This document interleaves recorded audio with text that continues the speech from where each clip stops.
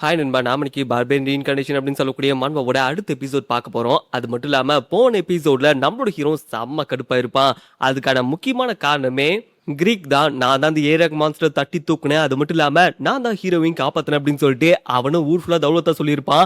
இது கேட்ட ஹீரோவுக்கு செம்ம கடுப்பா இருந்திருக்கும். அப்படியே கட்படி நம்மளோட ஹீரோ டேரக்டா கிரீக்கை மீட் பண்றதுக்காக வந்திருப்பான். அது மட்டும் இல்லாம போட்டு பொழந்திருப்பான், அடி தரமா இருந்திருக்கும். சரி, நீ கேட்ட மாதிரி அபிஷியலா ஒரு டியூல் வச்சுக்கலாம், சண்டைக்கு வாடா அப்படின்னு சொல்லி கூப்பிட கிரீக்கோட அம்மாவும் போடா மகனை ஏரியாக் மான்ஸ்டரை தட்டி தூக்குன உனக்கே இவெல்லாம் டம்மி பீஸ் அப்படின்னு அவங்களும் பில்டப் பண்ண ஹீரோவும் ஏரியாக் மான்ஸ்டர் நீயா தட்டி தூக்கணும் அப்படின்னு சொல்லிட்டு தலைவனு செம்ம கடுப்புல அங்க இருக்கக்கூடிய கிரீக்க தண்ணியில போட்டு அமுக்கிட்டு வந்திருப்பான். நம்ம ஹீரோ வந்து ஒரு ஸ்வாட் சைன் கிரீக் பண்ணது ஹீரோவுக்கு கண்டிப்பா ஒரு பெரிய விஷயமே கிடையாது.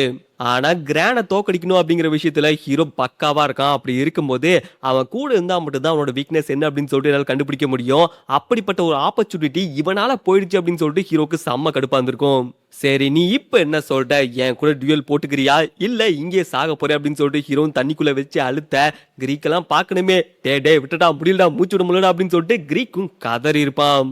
உன்னோட டியூல நான் ஏத்துக்கிறேன் அப்படின்ட்டு பின்னாடி இருந்து ஒரு சத்தம் கேட்க ஹீரோவும் அதை நோட் பண்ணிருப்பான். பின்னாடி ஹீரோஸ் வந்து நின்றுப்பான். கரெக்டா ஸ்வாட ஹீரோக்கு நேரா காமிச்சு இந்த சண்டையை நான் ஏத்துக்கிறேன் அப்படின்னு சொல்ல ஹீரோக்கு அவன் வந்ததே சுத்தமா தெரியல.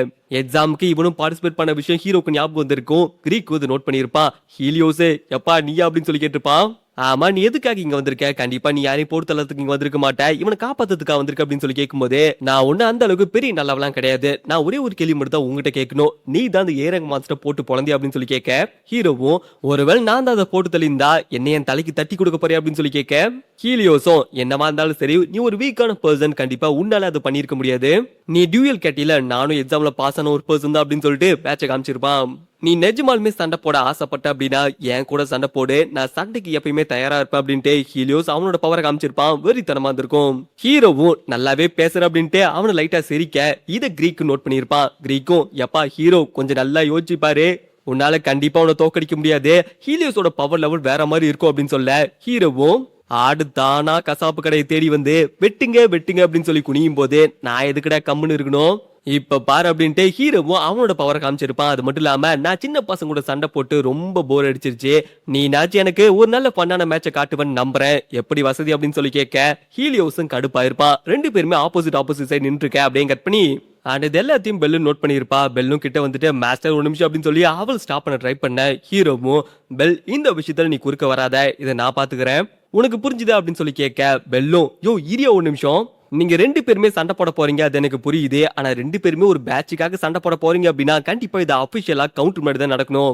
இது ஒரு அபிஷியல் மேட்சா தான் நடத்தணும், இந்த மாதிரி நடத்தக்கூடாது அப்படின்னு சொல்ல ஹீரோவும் இதெல்லாம் ஒரு மேட்டர் அப்படின்னு சொல்லி கேட்கும்போது ஹீலியோஸும் இது கண்டிப்பா முக்கியமான விஷயம் தான், மேடு சொல்லக்கூடிய விஷயத்த ஏத்துக்கிட்டு தான் ஆகணும் அப்படின்னு சொல்லியிருப்பான்.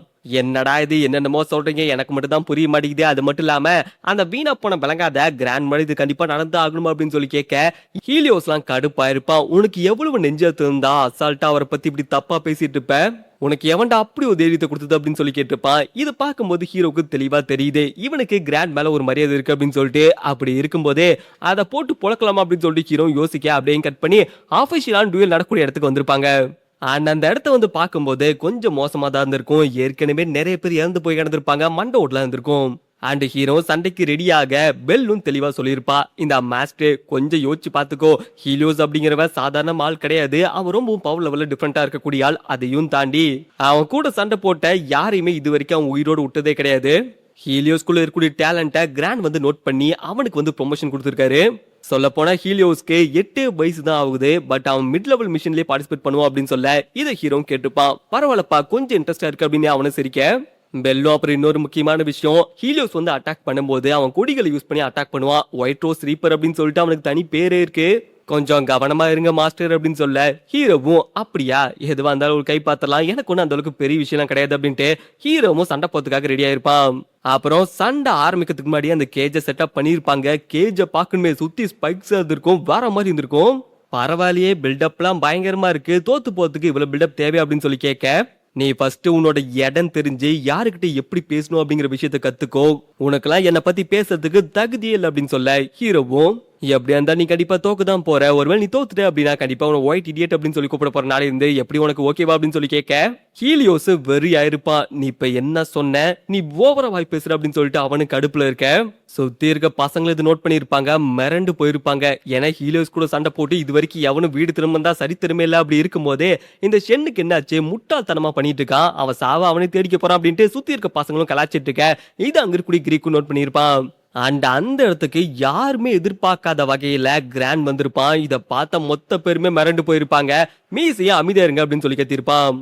கிரான பார்த்த எல்லாருமே பவ் பண்ணும்போது நம்ம ஹீரோ மட்டும் தௌலத்தான் நின்றுப்பான். உண்மையை சொல்ல போனா நீ ஹீரோ ஒரு டைமும் கிரான பார்க்கும்போது அவனுக்குள்ள கோவம் வந்து அதிகமா இருந்திருக்கும். இது எனக்கு கிடைச்ச இன்னொரு ஆப்பர்ச்சுனிட்டியா அப்படி இருக்கும்போது இதுல ஜெயிச்சு கண்டிப்பா உன்னை நெருங்குவேன். அது மட்டும் இல்லாம உன்னோட சீக்கிரட் எல்லாத்தையும் முழுசா கத்துக்கிட்டு கண்டிப்பா உன்னையே போட்டு தருவேன் அப்படின்ட்டு ஹீரோ கோவத்தோட பார்க்க மீசியும் சரி ஓகே தல நீங்க சிக்னல் கொடுத்தா எக்ஸாம் ஸ்டார்ட் பண்ணலாம் அப்படின்னு சொல்ல கிரான் ஒரு கிளாஸ பாத்தீங்க அப்படின்னா கிரியேட் பண்ணிருப்பான். அது மட்டும் இல்லாம அத ஸ்டேஜோட சென்டர்ல வச்சிருப்பான். வச்சது மட்டும் இல்லாம கொஞ்ச நேரத்துக்கு அப்புறம் அந்த கிளாஸும் பிரேக் ஆக ரெண்டு பேருமே சண்டைக்காக வந்திருப்பாங்க. அதுலயே முக்கியமா என்னோட அப்பா இதை பார்த்துட்டு இருக்காரு, அவருக்கு முன்னாடி என் ஒத்த கண்டிப்பா காமிப்பேன்ட்டு ஹீலியோஸ் குளிர்மா அட்டாக் பண்ணதுக்காக வந்திருப்பான். இதை ஹீரோ நோட் பண்ணிருப்பான். அது மட்டும் இல்லாம ஃபர்ஸ்ட் அட்டாக்கே ஹீலியோஸ் வந்து கிரிட்டிக்கல் அட்டாக் பண்ணிருப்பான். அது கரெக்டா ஹீரோ நோக்கி வந்திருக்கும். அது மட்டும் இல்லாம நம்ம ஹீரோ அசால்ட்டா அதை தடுத்திருப்பான். தடுத்தது மட்டும் இல்லாம என்னப்பா இப்படி சண்டை போட்டுட்டு இருக்க, எனக்கு புரியுது நீ ஏன் இப்படி பண்ற அப்படின்னு சொல்லிட்டு, ஆனா இப்படி எல்லாம் அட்டாக் பண்ணா கண்டிப்பா நீ அதுக்கு சரிப்பட்டு வர மாட்டே அப்படின்ட்டு ஹீரோவும் கலாய்க்க ஹீலியோஸும் கடுப்பா இருப்பான். திரும்பவும் கண்டினியூஸா அட்டாக் பண்ண ட்ரை பண்ணிருப்பான்.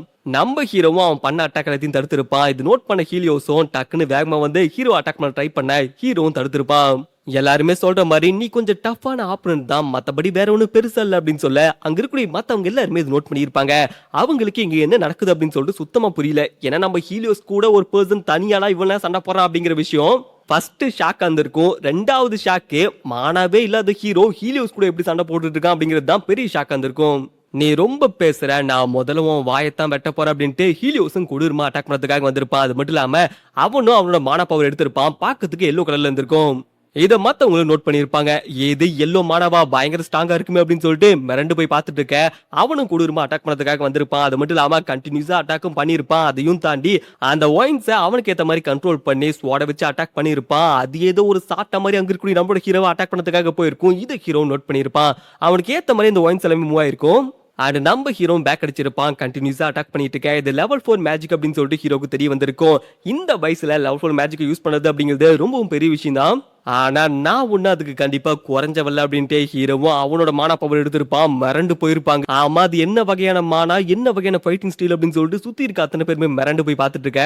ஹீரோவும் அட்டாக் பண்ணதுக்காக ரெடியா இருந்திருப்பான். சரி வா இப்போ ஒரு கை பார்த்தலாம். உன்ன எல்லாருமே சைக்கோன்னு கூட கூப்பிடுவாங்களாம். அப்படி இருக்கும்போது உண்மையான சைக்கோ என்ன பண்ணுவான்னு பாக்குறியா அப்படின்ட்டு ஹீரோவும் கெத்தா பாக்க அண்ட் ரெண்டு பேத்துக்கு நடுவுல சரியான சண்டை ஆரம்பிக்க இந்த சாப்டர் இங்கே முடியுது நண்பா. உண்மையை சொல்ல போனா ஹீலியோஸ்க்கு வெறும் 8 வயசு தான். பட் அவன் யூஸ் பண்ணக்கூடிய பவர் எல்லாமே அல்டிமேட்டா இருந்திருக்கும். அப்படி இருக்கும்போதே ஹீரோவுக்கு ஒரு நல்ல ஆப்போனண்டா இருக்கான். தலைவன் என்ன பண்ண போறான் அதையும் தாண்டி ஹீலியோஸ்க்கு இன்னும் ஹிடன் அட்டாக் எல்லாமே இருக்கு. அப்படி இருக்கக்கூடிய பட்சத்துல ஹீரோ எப்படி சமாளிக்க போறான் அப்படிங்கறத எல்லாத்தையும் பொறுமையா வாட்ச் பண்ணுங்க. தேங்க்ஸ் ஃபார் சப்போர்ட்டிங் நண்பா.